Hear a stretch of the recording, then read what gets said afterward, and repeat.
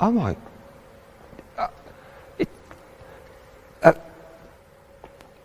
this is a new Lotus Emira.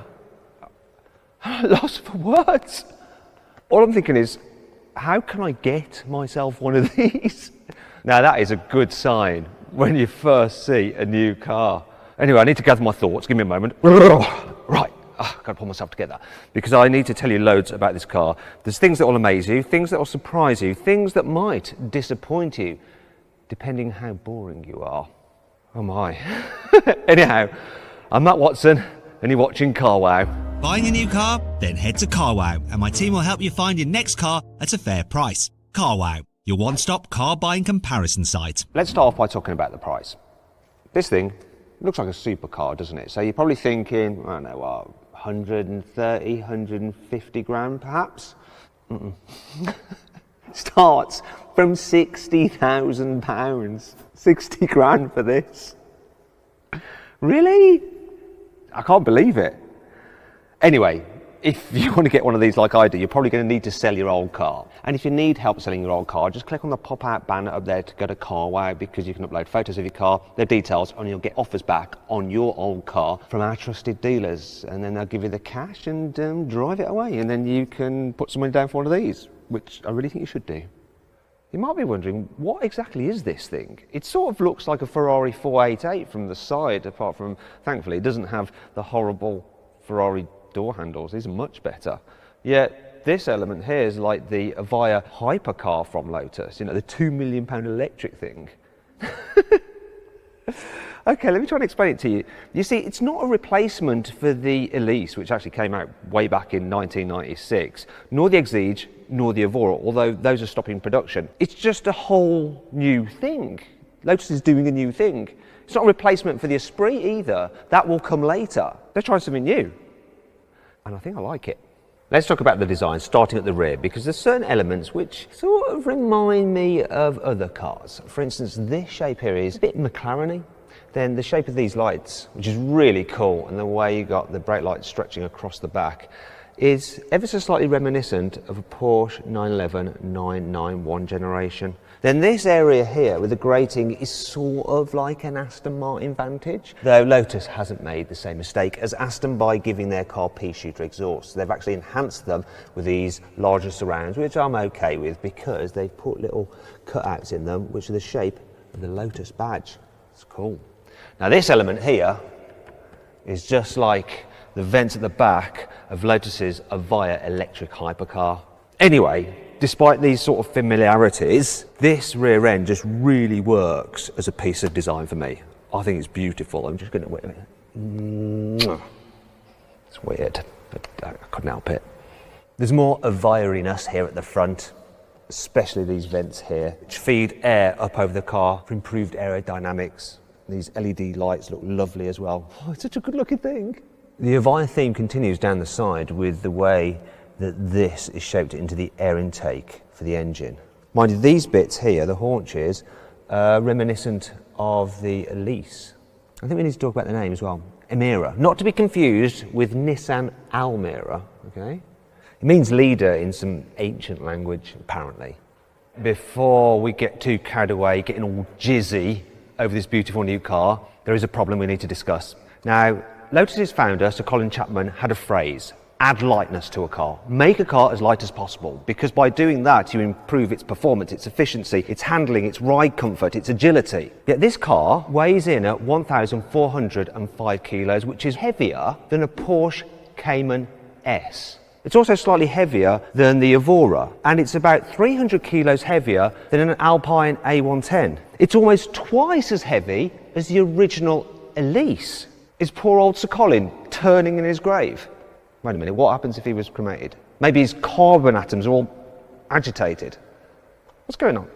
The truth is that towards the end of his life, Colin Chapman was actually trying to take Lotus up market with the Elite, the Eclat and the Excel. Not particularly memorable Lotuses, but that was his plan. And this is Lotus's plan with this car. You see, it's not supposed to be a lightweight sports car for weekends. It's a global car for everyday use to take on the Porsche Cayman. They want as many cells as the Porsche, and they just need to make it have a wider appeal. So with this, it's got the latest safety tech, it's got creature comforts, it's got soundproofing, so it's not a pain to drive on the motorway. You've got ambient lighting in here, you've got electric seats. Speaking of the seats, this one is positioned a little bit too high.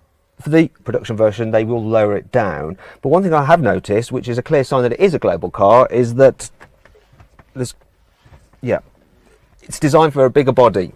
It's going to be sold in the US, obviously. In terms of quality, this car has got it. It just feels much more at market than any other Lotus I've sat in. And the design is really nice, pure, sporty feeling. I really do like the look of it. You've got two infotainment screens, main one here, which has Apple CarPlay and Android Auto, then a digital driver's display. They've done the graphics dark, so that you don't get too distracted when you're driving. I actually prefer lighter screens, but you know, that's just personal preference. I like the way that they've separated out the climate controls there, which is handy. You're not having to do it through the screen. And you've got a gear selector there. This is the automatic, but you can get a manual. So it's still a proper driver's car. And when you have the manual, you can actually see the gear linkage under here.